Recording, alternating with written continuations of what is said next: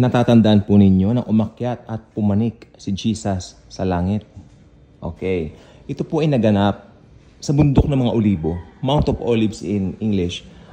Si Jesus po, dinala niya yung mga disciples doon. Tapos, nagulat naman sila, Chuk! Ngek! Sana siya? Wala na! Diba? Bigla siyang, Chuk! Mabilisan pagdagit. Pero si Jesus, hindi siya dinagit. Pumanik siya sa kanyang sariling power. Yun, tandaan nyo tayo dadagitin niya. Pero siya, Diyos siya Walang dumagit sa kanya. Chuk! Sariling power niya. Okay. So, anong significance po nito? Ngayon, may sinabi yung angel dun sa mga taong nakatingala. Ito yung mga disipulo. Sabi ng angel, ano pang ginagawa niyo dyan? Bakit pa kayo nakanganga? Sige na, go na kayo. Okay? This same Jesus, na nakita niyong pumanik ng ganun, chuk! Ganun din siya babalik. Mabilisan lang. Ibig sabihin, mabilisan niya tayong dadagitin. Ngayon yung pagbabalik niya, ito yung kinalilituhan ng karamihan Yung pagbabalik daw niya, sabi nila, second coming, which is true. Check, fact check yan. Pero ang problema, anong klaseng pagbabalik? Tandaan ninyo, si Jesus babalik para sa believers at babalik siya with the believers. Again, babalik siya para sa believers at babalik siya kasama ang mga believers. Doon muna tayo sa babalik siya para sa mga believers. Ito po yung the rapture. Ito po yung anytime, iniintay po natin na magaganap. Wala po itong sign, wala itong anything. Imminent means mangyayari kahit anumang oras, anytime. In a twinkling of an eye, na sabi ng banal na kasulatan ng Biblia. Kaya, nandito na po tayo. It's very close, mga kaibigan. Okay? Ngayon, pag na-rapture po tayo again, 7 years tayo sa langit habang dilubyo sa lupa, no? Sa langit naman po happy tayo, nabigyan tayo ng mga rewards natin. Judgment seat of Christ, pero hindi po siya yung hahatulan tayo, kundi magbibigay siya ng reward. Ito po yung the Bema seat of Christ na tinatawag. Okay?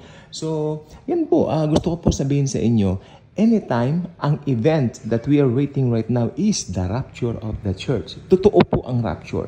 Huwag kayong maniwala doon sa nagsasabing, walang rapture, ang dami ko nakikita po. And I'm so sad for these people. Alam niyo po ba, pag hindi ka naniniwala na sapat na yung ginawa ni Jesus sa cross, pag hindi ka naniniwala na si Jesus lang ang salvation mo, kung ano-anong doktrina ang maiimbento mo, at ang mangyayari sa'yo, ang ending mo, bagsak, sablay ka. Baka maimpyerno ka pa. Naniniwala ka na wawalang kaligtasan, kasi hindi ka naniniwala na sapat na yung ginawa ng Panginoong Jesus sa cross. Kaya baka impyerno pa rin bagsak mo, kahit mabubuting gawa mo, yung mga works mo, yung mga ginagawa mo, wala po yung mga works na yan. Okay? Ang works po maganda. Lumalabas po sa atin yan. We are created for good works. Pero hindi tayo created para maligtas sa pamamagitan ng good works. Of course, ang nagligtas sa atin ang biyaya lang ng Panginoon. Pero dahil ligtas ka, nagagawa ka ng mabuti.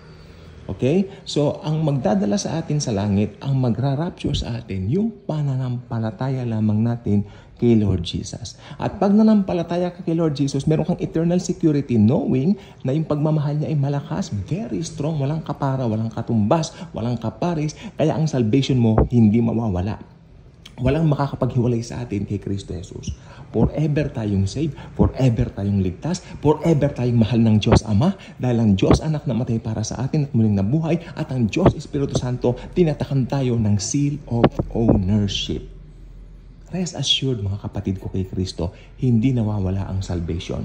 At dahil nanimpalataya ka lamang sa Panginoong Hesukristo, yan ang magdadala sa iyo sa rapture. Yan ang magpapanik sa iyo sa rapture. Yan ang passes mo sa rapture.